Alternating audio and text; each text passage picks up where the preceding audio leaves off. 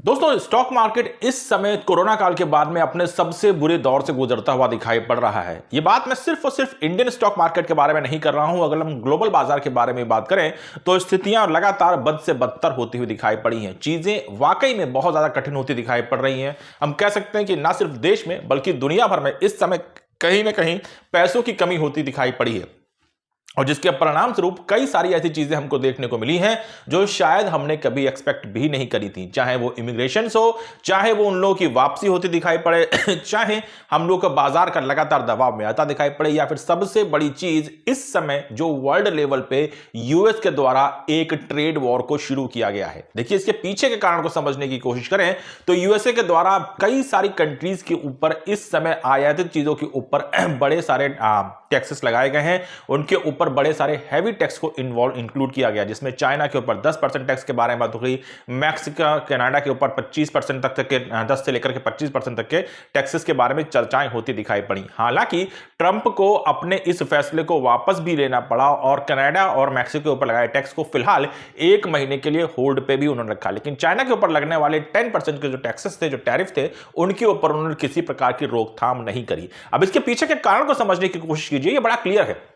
US market पूरे world को rule करती दिखाई पड़ती है और उसका सबसे बड़ा कॉम्पिटिटर अगर वर्ल्ड में कोई है तो वो इस समय फिलहाल हमको चाइना देखने को मिलता है। लेकिन अगर देखा जाए तो बाकी अन्य कंट्रीज भी कहीं ना कहीं अपनी करेंसीज को इंटरनेशनल मार्केट में लेकर के आई, जिससे डॉलर के रेट के ऊपर कहीं ना कहीं सवाल और उसकी मजबूती के ऊपर एक बड़ा, मुझे लगता है कि प्रश्न चिन्ह लगता दिखाई पड़ा।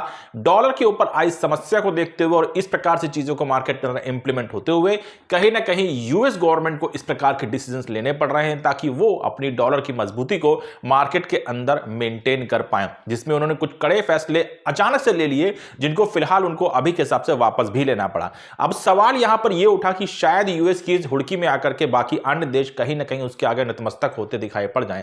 लेकिन पहली बात तो यह कि जिस प्रकार का रिएक्शन उनको बाकी कंट्रीज से देखने को मिला वो थोड़ा सा कहीं ना कहीं यूएस के लिए भी आश्चर्यजनक था, और जिस प्रकार से चाइना ने इसके ऊपर पलटवार कर दिया, यानी कि उन्होंने भी यूएस से आने वाले सामान के ऊपर अपने टैक्सेस लगाना शुरू कर दिया, तो ये चीजें पूरी तरीके से एक वॉर में बदलती दिखाई पड़ रही हैं। अब बात करी जाए चाइना की और यूएसए की, देश दुनिया की दो सबसे ताकतवर देश इस समय अपने आप को टैरिफ वॉर में लेकर के आए हैं, और यकीन मानिए ये वॉर सिर्फ और सिर्फ इन दो कंट्रीज के बीच में नहीं बल्कि पूरे वर्ल्ड के बीच में होती दिखाई पड़ेगी, क्योंकि यूएस आने वाले समय में किस और कंट्री के ऊपर कौन से टैक्सेस लगा दे पता नहीं। कब इंडिया के ऊपर कोई टैक्सेस यहां पे बढ़ते दिखाई पड़ जाए, कोई नया टैरिफ यहां पे आता दिखाई पड़ जाए, उसके बारे में पता नहीं। लेकिन अभी तक के हिसाब से जो चीज देखने को मिल रही है वो बिल्कुल भी अच्छी प्रतीत नहीं हो रही है।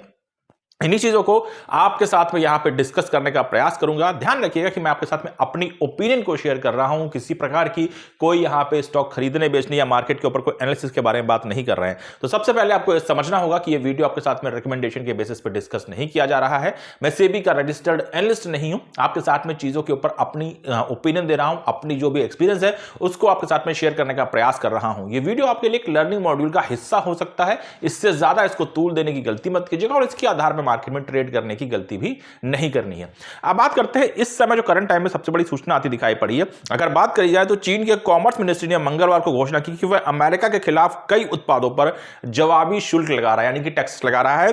सरकार ने कहा कि वह कोयला, तरलीकरण प्राकृतिक गैस यानी कि एलएनजी उत्पादों पर 15% के शुल्क लागू करेगी। साथ ही साथ कच्चे तेल, कृषि मशीनरी, बड़ी कारों पर 10% का टैक्स लगाया जाएगा। अमेरिका के राष्ट्रपति डोनाल्ड ट्रंप का चीन पर लगाया 10% का शुल्क मंगलवार से लागू होगा। हालांकि ट्रंप ने अगले कुछ दिनों में चीन के राष्ट्रपति शी चिनफिंग से बातचीत करने की योजना बनाई है। और ये चीजें आई क्यों? अमेरिका के राष्ट्रपति डोनाल्ड ट्रंप ने मैक्सिको, कनाडा और चीन से आयात होने वाली वस्तुओं पर कड़े शुल्क लगाने संबंधी एक आदेश शनिवार को दिए थे। उन्होंने दावा किया था कि ये शुल्क अमेरिका की सुरक्षा के लिए आवश्यक है। हालांकि कनाडा के प्रधानमंत्री जस्टिन ट्रूडो और मैक्सिको के राष्ट्रपति क्लाउडिया शिवनाम के साथ अलग अलग वार्ताओं में ट्रंप ने दोनों देशों पर लगाए शुल्क लगाए जाने का फैसले को वापस ले लिया था, या फिर 1 महीने के लिए इनको रोक दिया था। लेकिन चाइना के ऊपर जो टैक्सेस उन्होंने लगाए तो चाइना ने किसी प्रकार के किसी डिस्कशन का हिस्सा ना बनते हुए सीधे सीधे यूएस के जो उनके सामने जो चीजें आते हैं इंपोर्ट होती दिखाई पड़ती हैं उनके ऊपर टैक्सेस लगाना शुरू कर दिए। अब ये जो ट्रेड वॉर आपको होती दिखाई पड़ रही है, अब इसका इंप्लीमेंटेशन किस प्रकार से होगा? देखिए, या तो ये मैटर यहीं पर सुलझ जाए, बहुत बढ़िया होगा। ये जो ट्रेड ट्रेड वॉर का नया मैं कहूँगा शिफुगा जो छोड़ा गया है यहाँ पे यूएस के द्वारा, इसको यहाँ तो यहीं पे खत्म कर दिया जाए, ये ज्यादा बेहतर रहेगा। अगर ऐसा नहीं होता दिखाई पड़ा तो आने वाले समय में अन्य देश भी इसकी चपेट में आते दिखाई पड़ेंगे। जाहिर सी बात है कि यूएस सिर्फ और सिर्फ चाइना के ऊपर अपने टैक्स लगाए, ऐसा नहीं हो सकता है। उसको अन्य कंट्रीज के ऊपर, अन्य कॉन्टिनेंट्स में जाकर के भी इस प्रकार के टैक्सेस को लगाना पड़ेगा। और चाइना और इंडिया दोनों ही एक कॉन्टिनेंट में बिलोंग करते हैं, तो जाहिर सी बात है कि अगर किसी प्रकार की कोई नेगेटिव चीज चाइना में दिखाई पड़ेगी तो सेम कॉन्टिनेंट की होने की वजह से इंडिया के ऊपर भी कुछ टैरिफ आपको लगते दिखाई पड़ सकते हैं, जो संभावित तौर पे मार्केट में देखा जा सकता है, जिसका नुकसान डेफिनेटली इंडियन स्टॉक मार्केट को होगा अगर ये चीजें इंप्लीमेंट हो जाती हैं।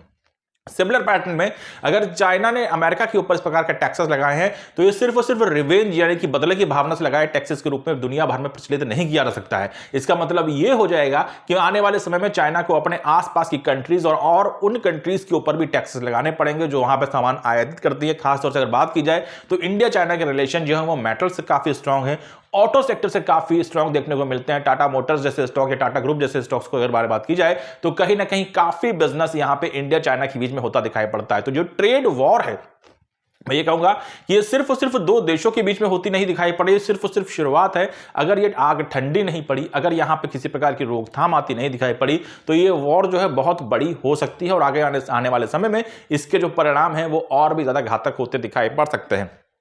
हम लगातार देख रहे हैं कि यूएस मार्केट के अंदर हमको गिरावट देखने को मिल रही है, अनसर्टेनिटी देखने को मिल रही है। चाइना की हालत खुद के भी काफी पतले हैं, इस बात को नकारा नहीं जा सकता है, लेकिन कहीं ना कहीं अपनी करेंसी को बचाने के लिए, अपने जो ट्रेड है उनको सुरक्षित करने के लिए मार्केट में इस प्रकार की चीजों को जो इंप्लीमेंट किया जा रहा है वो ना सिर्फ इन दोनों कंट्रीज के लिए काफी ज्यादा नुकसानदायक या मुझे लगता है कि कहीं भारी पड़ती दिखाई पड़ सकती है। खासतौर से इंडिया जैसा देश जो कि अमेरिका के साथ में भी बिजनेस डीलिंग करता है और चाइना के साथ में बिजनेस डीलिंग करता है, जहां पे आपको एक्सपोर्ट इंपोर्ट दोनों ही प्रकार के बिजनेस देखने को मिलते हैं। ये चीजें कहीं ना कहीं आने वाले समय में इंडिया के लिए भी बहुत अच्छी होती नहीं दिखाई पड़ रही है। तो ओवरऑल देखा जाए तो इस वॉर को जितनी जल्दी समाप्त किया जाए बढ़िया है। जिस प्रकार से किसी प्रकार समझौते से किसी प्रकार के कहीं ना कहीं आपसी समझौते के साथ साथ इन चीजों को बंद किया जाए वो ज्यादा बेहतर रहेगा वर्ल्ड इकोनॉमी के लिए भी, हमारे देश की बाजार के लिए भी। वरना मुझे लगता है कि आने वाले समय में हमारे बाजार के अंदर अगर 20,000 रुपए का लेवल भी निफ्टी में देखने को मिल जाए या सेंसेक्स भी आपको 65,000 60,000 रुपए के लेवल पर ज्यादा दिखाई पड़ जाए तो हमको आश्चर्य नहीं करना चाहिए। यकीन मानिए चीजें बेहतर होती दिखाई पड़ रही हैं। कुछ समय पहले मैंने आपके साथ में दिल्ली इलेक्शन के रिजल्ट्स को भी डिस्कस करा है, उसके बाद में कुछ चीजें और भी होती दिखाई पड़ रही, तो इंटरनली तो हम मजबूत हो रहे हैं, इस चीज को नकारा नहीं जा सकता। लेकिन अगर देखा जाए तो वर्ल्ड लेवल पे ग्लोबल वॉर का हिस्सा हम सबको मजबूरी में बनना पड़ सकता है अगर इस प्रकार की टैरिफ वॉर्स हम लोग को एंड होती नहीं दिखाई पड़ी। और इसका खामियाजा ना सिर्फ हम उठाएंगे या चाइना अमेरिका उठाएंगे, बल्कि हो सकता है कि पूरा ग्लोब उठाता हुआ दिखाई पड़े। ये मेरी अंडरस्टैंडिंग है। तो मैं आपसे यही कहूंगा कि अब इनमें हम और आप और कुछ तो नहीं कर सकते, लेकिन हाँ अपने आप को अलर्ट रखने का प्रयास जरूर कर सकते हैं। मार्केट के अंदर थोड़ा सा सचेत रहने का प्रयास जरूर कर सकते हैं। जज्बाती होकर के मार्केट में ट्रेड मत कीजिए। ये आपके लिए किसी प्रकार का मैजिकल ऑप्शन नहीं, बल्कि आपका एक पूरा करियर है, पूरा आपका भविष्य इसके ऊपर डिपेंड करता है। तो यहां पे बहुत संयम के साथ में काम करिए। बाजार गिरती है तो उसका लाभ उठाइए आए, लेकिन धीमे धीमे करके बाजार उठती है तो उसका भी लाभ उठाने का प्रयास कीजिए। लेकिन धीमे धीमे करके एकदम से मार्केट के अंदर अपने आप को झोंकने की गलती इस समय बाजार में या मुझे लगता है कि किसी समय भी बाजार में नहीं करनी चाहिए। यह मेरी ओवरऑल अंडरस्टैंडिंग है इस समय की सिचुएशंस को देखते हुए। बाकी आपका कोई इनपुट है, कोई फीडबैक है तो उसको हमारे साथ में कमेंट बॉक्स में जरूर शेयर कीजिएगा। लेकिन फिलहाल मैं इस वीडियो को यहां पे एंड करूंगा। Thank you so much, have a nice day.